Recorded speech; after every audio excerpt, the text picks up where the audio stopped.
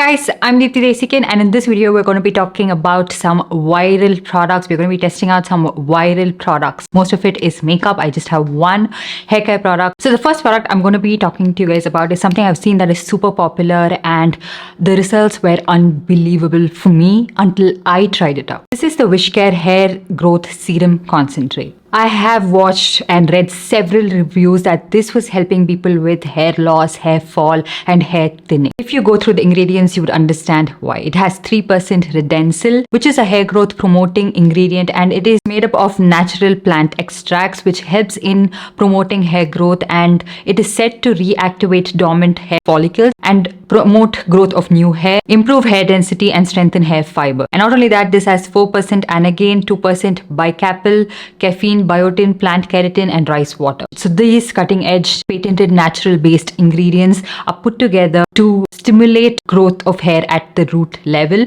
and also prolong the life cycle of your hair. So I wanted to test this one out. So I put it to test where I have particularly noticed that my hairline was receding, which is here, right here, okay, on my forehead. And I have not seen any new hair growth there in a really long time. So that's where I actually started to test this product out. So every night I used to apply this one.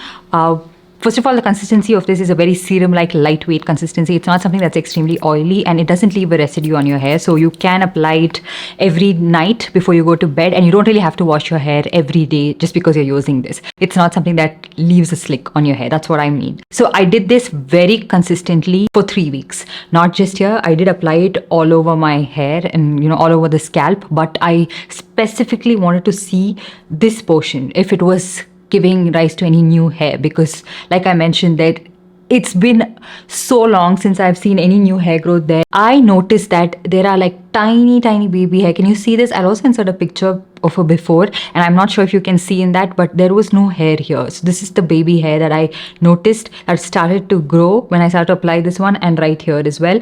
And I applied, like I mentioned, I applied this all over my scalp. So apart from promoting hair growth, I noticed that my hair fall had reduced a lot. So right after I gave birth, I didn't have a significant amount of hair loss, but towards the middle, somewhere around like the 6th month mark, I did notice that my hair was shedding a lot, and I don't know if it was the weather, I don't know what was causing it. So I did apply this one and see if it was like, helping it out. And I did notice that there was a significant decrease in the amount of hair loss that I had. If like before this, if I run my hair through this, you can just like easily pluck out some strands of hair like that. But right now it's not like that. It was like a waterfall before this. But now I feel like it is reduced so much. And there is like a predominant difference between the before and the after. So I did stop using this serum for a while just because I wanted to see, like, if you stop using any particular product like this, would the hair fall start again all over? And I feel like it hasn't happened. And I feel like that would be the case with most of y'all if there is no other underlying cause that is causing that hair fall. If you know someone who's having severe hair fall issues, hair thinning, hair loss, or even male patterned baldness, you can get them to try this one out and maybe help them out as well. Because there's so much reviews about this particular serum working out for a lot of people. Of course, even the brand is not like, use this for a week and you're going to get good results. So you have to be really consistent, but I think it would help a lot of people out there. And also this product is said to have no side effects, and it is safe to use during pregnancy and lactation as well. Start using this consistently and the results will actually blow your mind. So definitely do look into this particular product. I will make sure to link it in the description box as well. I am super impressed, and I have gone back to using it religiously. So next up, moving on to all the makeup products that I wanted to test out, some really hyped, super popular makeup products. The first one we have is the Haus Labs foundation. Now this, oh my god, everybody loves this particular foundation, so I wanted to try it out. I got this one in the shade 270, which I feel like is a pretty good match for my skin tone. I didn't want to try out the shade 300 because I found it to be a little too dark. So I really like the shade match, and I really like the finish of this one. This one has a slightly like runny consistency. It's not an extremely thick foundation, so you can use a brush. It also blends pretty well with a beauty blender as well, and the coverage you get is very skin-like, very beautiful coverage, like medium coverage, and you also have a very nice skin-like finish. It doesn't look extremely matte, also not very, very dewy, but it has a subtle dewy finish, which I really like. The way it's looking on my skin is beautiful. This is something you should definitely look into if you are like a bride, you're looking for, you know, that one special foundation for your special day or like special occasion foundation. This is something you would really, really love. They have a huge variety of shades, so be very aware, like, you know, the undertones mentioned in the site is exactly what you should be picking up. Like this one says 270 light, medium, neutral, so that's exactly what I got. So if it says cool, it is a warmer undertone, I guess, something like that. Just read the description on the website and then pick up the shade. And then I picked up a concealer. This one is the Charlotte Tilbury Beautiful Skin Concealer. I have this one in the shade 8, which is like a neutral, a tad bit lighter shade for my skin tone. I really like it. It was a very nice creamy blendable formulation, very lightweight on the skin, and I am so far not disappointed with most of the Charlotte Tilbury products I've tried out. The price point is huge, but the product works out really well, and this one you can get it on really good discount as well during the Nykaa sale, and that's why I picked it up. It wears really well. Next up is something that I feel like ruined my concealer. This one is the Huda Beauty EC Bake Loose Powder. This one is in the Cherry Blossom variant, and I got this because it was on pretty good discount on Cult, and I could get it for 900-ish, and you get 6 grams of product, which is a recent quantity for me because I have a lot of loose powders, and I also have the full size of the EC Bake Loose Powder in the shade Banana. And I wanted to see what the hype is with all of this pink loose powders, if it's brightening enough and all of that. I do find it to be quite brightening, especially if you feel like your concealer is a little too yellow, or you don't want it to look that way and you just want to brighten your under area up. I feel like this works really well for that. But this loose powder has tiny flecks of shimmer, and it just gets all over the place, and it's not the best look, you guys. It literally ruined my concealer. This was one of the biggest disappointments I've seen. I can still see a lot of shimmer on my under eye area, and that's not the look I was going for. I feel like just their original formulation in the pink variant would have just been really good. I feel like it's a very nice loose powder. It has a little bit of luminosity to your skin, but it sets your makeup in place really well. But this one was such a big disappointment. So if you're planning to get it, just stay away from it if you're asking for my humble opinion, okay? And then I got this Makeup by Mario Soft Sculpt Transforming Skin Enhancer. I really like this. It's a very nice contour kind of a shade for my skin tone. I wouldn't call this to be a bronzer particularly because I feel it's a little bit cool toned and can look a little bit muddy if you go overboard. I got this one in the variant medium dark because sometimes medium toned bronzers don't even show up on my skin tone, so I got the shade medium dark, and it is tad bit darker, but it's okay, and it's a little bit cool tone. And then I also got to try a lot of blushes. So I got the Pillar Talk Matte Beauty Blush Wand. I got this one in the shade Dream Pop. Okay, so this is okay. It's a decent blush, not worth the price, I feel like. And also it is a little bit on the matte side. I found it to be a little bit hard to blend for some reason. I mean, this is one Charlotte Tilbury product, I feel like, after the Beautiful Skin Foundation, that I am a tad bit disappointed. It's not a very bad product. It's not like it's not blending at all, but I feel like I could have just like avoided this particular product. On the other hand, I got their Beauty Light Wand in high blush.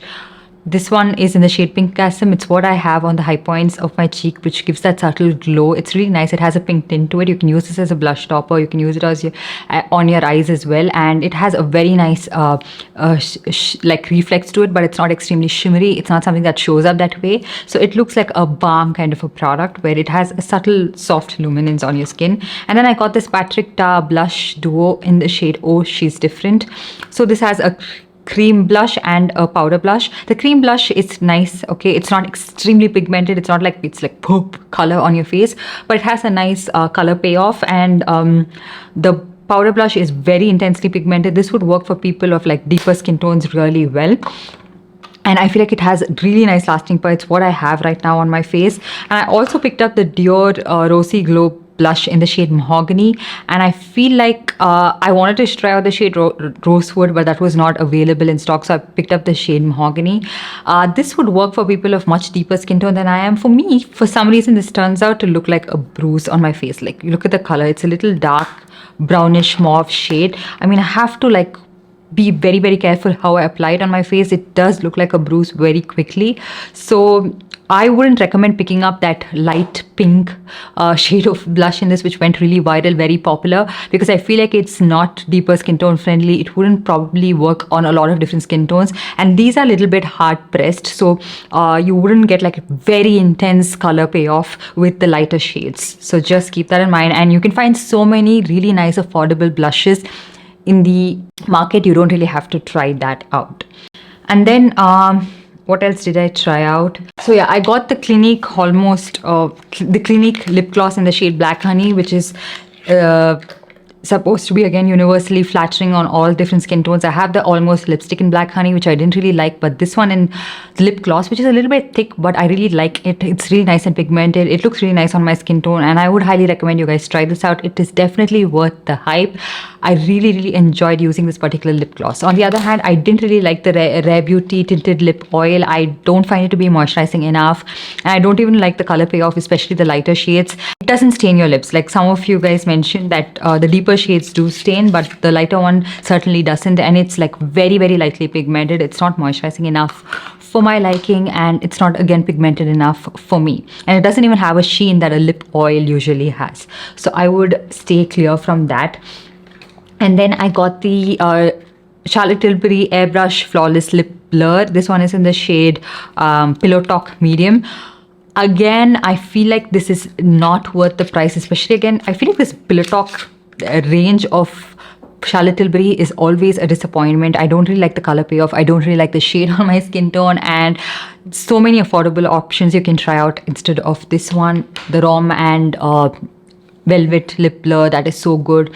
Maybe something from MAC itself, like what I have on my lip, right? It's like a very similar formulation. So I have a lip liner on. This is a mask lip liner, a dark brown lip liner, and I use the shade MAC over the top. I like this color so much better than the one from Charlotte Tilbury. And I also got the Fenty Icon Velvet Liquid Lipstick. I got a couple of different shades, but the swatch I am showing you guys is in the shade Breadwinner, which is a very nice dark brown shade. Now this is super pigmented. Definitely work on different skin tones. You can line your lips and use this, because it is that kind of a formulation where it would tend to bleed, and this is not transfer proof. It's comfortable on your lips, but it would move around everywhere. If you like slurp on something, if you just have something, it will transfer quite a lot, but you're paying for the hype in case you wanted to. I think you would really like it. Like, the color selection is amazing. Formulation, I mean, if you want a matte liquid lipstick, you can try out the matte liquid lipstick. But if you are okay with this, like kind of like that blurring velvet liquid lipstick, you would love this. It doesn't emphasize anything. It looks really nice on camera to photograph. It doesn't like exaggerate that line and all of that. So I have started to use these kind of like velvet liquid lipsticks so much more, because I feel like it works really well for my very dry lips, especially when I'm filming, when I'm talking a lot. I don't really like that line that forms in the rim. So yeah, this I pretty much liked. So yeah, that's pretty much everything I wanted to talk to you guys about. I hope you guys enjoyed this video and found helpful. Do let me know what other videos you would like to watch in the comment section down below. And while you're at it, give this video a big thumbs up, and also subscribe to my channel and hit that notification bell so you're notified every time I upload a new video. And I'll see you guys in my next one. Bye.